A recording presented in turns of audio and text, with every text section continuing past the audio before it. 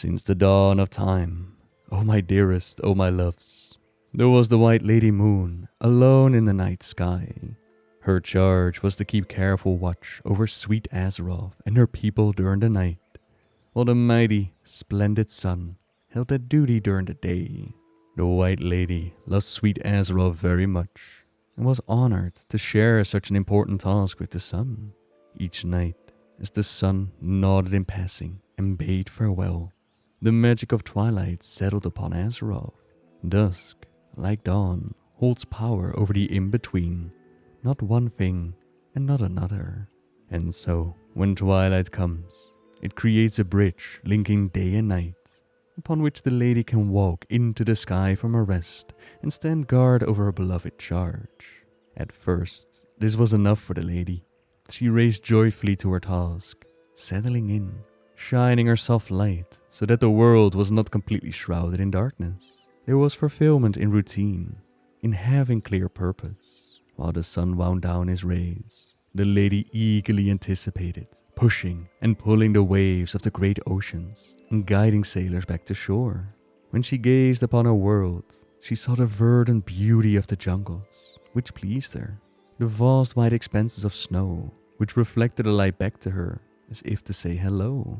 She marveled over the deep forests and rolling grasslands and the peaceful mountains, and those who peopled this beautiful sphere. How marvelous they were. How clever, she thought, as they built their cities. How sad, she thought, as she watched them war. How bittersweet that they did not live long, and their absence was mourned. Oh, my dearest, oh, my love, how very much she treasured them, and shone her soft, gentle light upon all, great and small. Empires emerged, thrived, swelled with power, weakened, fell. Countless lives were lived, some rich and full and joyous, some short and cold and cruel. And every night, without fail, the white lady moon showed her face to them, so that they could see and know that whatever befell them, she was there. While it was a very true love, it was a distant love, separated by space and purpose. The lady realized that she longed for closeness, someone to love, as those who walked the world she guarded loved, someone to be with her, not to gaze upon with longing from afar. How, she wondered, as her soft feet strode the dusk bridge to her nightly perch. How would one find such a love? How many centuries she pondered. Then at last she decided that she would ask the stars, for they had many companions. Stars, my bright and glittering friends, what do you do to feel love as true as that is known to those in sweet Azeroth below? She asked, her voice as soft and silvery as her face. And they replied in tones as pure as bells. We turn to our families, and together we form constellations. And what does the mighty sun do to feel love as true as that known by those I see every night? The stars laughed, and their lights winked. The mighty sun loves himself well enough. He does not need love of a family. And the white lady moon realized there was no one to be her family. The mortals had one another. So too did the stars, and the sun needed no one. I wish I had not seen such a love, the lady said, her voice full of pain. I wish I had not tasted the desire for it, for now I know such a thing can be.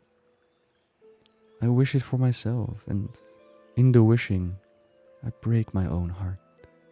She still trod the dusk bridge and the dawn bridge, but she no longer smiled at the sun as she passed him. She still shone her pale light upon the world, but she no longer had interest in the comings and goings of its inhabitants. And sweet Azeroth, who might have loved her in such a way, slept on, and would do so for long and long. Time rolled on as time does, and the lady's sorrow grew. Sometimes she turned away for a time, slowly, slowly, then hid her face entirely.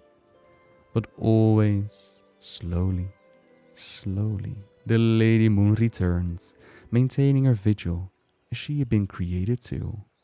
Then one day, As she looked on the face of sweet Azeroth and those who lived there, she felt a fierce love for them all. Every laugh brightened the world. Every kind deed mattered. Every living thing was precious, and sweet Azeroth gave of herself to nourish and bless them. This time, when the lady wept, it was with surprise and joy at how very much she, even alone, could love others. And it was then, holding this love inside of her, that something wondrous happened. Even the old stories do not tell us how, but we know this much. Out of the lady's love for us, the child, small and blue and marvelous, came into being. It is said that this was the most joyous time the cosmos had ever known. The sun beamed upon Azeroth, taking joy in the lady's joy. The stars had never gleamed so brightly before, and never would again. It is said that even sweet Azeroth stirred in her deep, deep slumber, sensing the love and smiling. And we hear tales of the tender beauty and harmony of that time, even now as something half remembered and wholly longed for. And oh, how they danced together, mother and daughter, white lady and blue child. It is said that for long and long, the little one ran circles around her mother, laughing and playing. Together, hand in hand, they skipped across the dusk bridge and the dawn bridge that connected day and night, slumbering deeply in each other's arms while the sun kept watch, and smiling down upon sweet Azeroth's dreaming. But nothing such as this can stay forever, even if it can stay for long and long. The child began to question. What was I before I was with you? The child asked one night. You were all that I had longed for, the lady replied, holding her daughter's hand tightly. You were the tears I wept, the dreams I dreamed, the sighs I breathed, and the hope I held in my loneliest heart. And what am I now? The little one asked of her mother. You were the fulfillment of my hopes, the answer to my cries, a blessing so bright I could not even have imagined you to be as you are. And the child would laugh, the sweetest, purest, and most perfect sound the cosmos had ever heard, and bury your face in the crook of her mother's neck, and wonder. The blue child began to have more and more questions for her mother, and these questions, oh my dearest, oh my loves, weighed on a mother's heart. Lady Mother, those people whom we see each night, are they like us? They are, and yet they are not. They are mortals. What is a mortal? They are here for a time, and then they are not. What happens to them? The white lady did not know the answer to this, and so she gave none. Together in silence, mother and daughter walked to Dawn Bridge to rest. The next day, the child had another question. Lady Mother, these mortals whom we see each night, can we descend from above them and meet them ourselves? No, we cannot. We must stay here and watch over sweet Azeroth as she dreams, her mother replied. What does Azeroth dream about? Asked the child. And the white lady did not know the answer to this, and again she stayed silent, and the blue child said nothing either. It was the same on the third night. Lady Mother, what was I before I became myself? Ah, said the lady, her heart full. Now you've asked a question to which I know the answer. You were all I wished for, longed for and dreamed of. You were the thing I loved best, even before I knew you. Loving you makes me happy. The child looked solemnly at her mother, then asked, in a voice so sad and puzzled and pure that it would make the coldest heart melt, what do I need to make me happy? Oh, my dearest, oh, my loves. Pity the lady then, for she did not know her daughter was not happy, nor did she know what could make the child so. The lady was learning a lesson that all mothers must learn. Children grow. As she had the first night, and the night after that one, the lady stayed silent.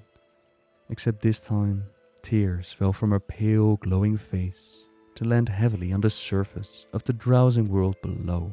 And as she had the first night, and the night after that one, this night the child sat quietly at her mother's side, and it was in silence that they walked the dawn bridge back to their rest.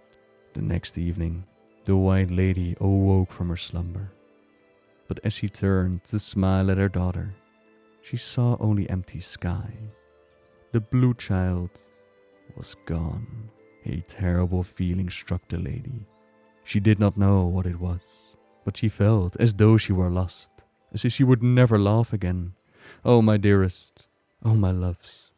For the first time, the lady was tasting fear and grief. "Where's my daughter?" she cried, her voice sharp as a blade and loud as an earthquake. "Stars, you who shine everywhere, even places I cannot go. Where is my child?" "We do not see her, White Lady," the stars answered. Desperate, the lady raced across the dust bridge too early and stood with the confused mighty sun. He was so large that he made her feel tiny, and so hot she felt she would be burned away. But still, she stood with him, her fear, her grief and her anger, making her turn a dark, smoky crimson. And so it is, oh my dearest, oh my loves, when the moon turns red, we know she is angry. "Where is my daughter?" she demanded. "Sun, you who shine so brightly upon sweet Azeroth, where is my blue child?" "I did not see her, White Lady," the sun answered. The lady, maddened with grief and pain, fell to her knees on the dusk bridge. "Sweet Azeroth," whispered the lady, "you whose beings taught me what love might be, where's my child?" But Azeroth drifted and dreamed and did not stir. Like the sun and the stars, she had no answers for the lady. Anger is the shadow that trails after fear, and it burned inside the lady, in her heart of hearts, where her love for the child had once waited to be born. Now the lady gave herself over to anger and shouted in a mighty voice, "Hear me now, you cold, glittering stars. Hear me now, you scalding, arrogant sun. Hear me now, Azeroth, over whom I've watched so faithfully. I will not take up my charge. I will not give my lights. I will not pull the tides or slow your days. I will sit and wait, with my face turned away, and all you shall have of me are my tears. So it shall be, until my child comes home to me." And oh, what a terrible time it was. Oh, my dearest, oh, my loves. The world sped up, turning faster, till the days buzzed by like bees seeking summer nectar. The tide ceased, and ships could not travel.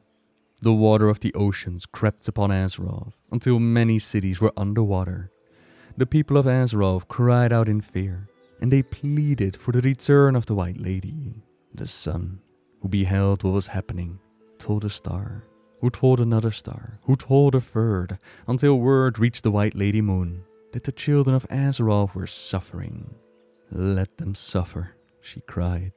"My child is gone." "Perhaps she is lost," said the stars, "and she will come home if she sees your light shining." These words were wise, and the lady knew them to be so. She rose, smoothed her gown of moonlight, and took her position again in the sky at night. The people of Azeroth rejoiced, and the world returned to what it was before. So for long and long, oh my darlings, oh my loves, the White Lady waited at the dusk bridge at the end of every day. She shone luminously in the sky, making of herself a beacon for her wandering blue child to find a way home. She was full of hope and love and even patience, for she knew something of this quality. Time whirled on, as time does, but there was no hint, no glimpse, no whisper or rumor of the child's whereabouts. The lady began to grow fearful again, but instead of turning away from sweet Azeroth and hiding her light, she glowed even more brightly becoming not a cool, milk-hued beacon of comfort to a lost child or a soft, gentle guardian of a dreaming world, but a fierce, ivory sun herself. She grew larger and larger and moved closer and closer to sweet Azeroth. Her light outshone even that of the sun. The tides raged, surging higher than ever before, as angry beasts, devouring the boats that dared sail across their surfaces. There was no rest for those who needed to sleep. When all was ever bright, travelers could not see the stars, and all was fear and tumult upon the surface of the world.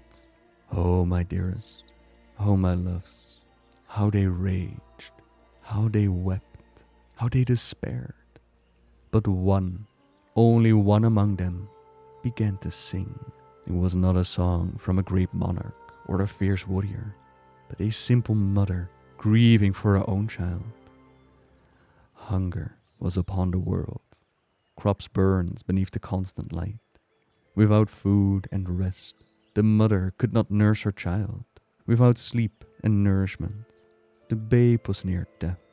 This woman too raged and wept and despaired. But as the days without nights continued, she instead sang. Upon the surface of the world, a mother weeps and sighs. She holds her child close to her and watches as she cries. Above the surface of the world, a mother weeps and grieves. She wants her child close to her, and oh, she still believes.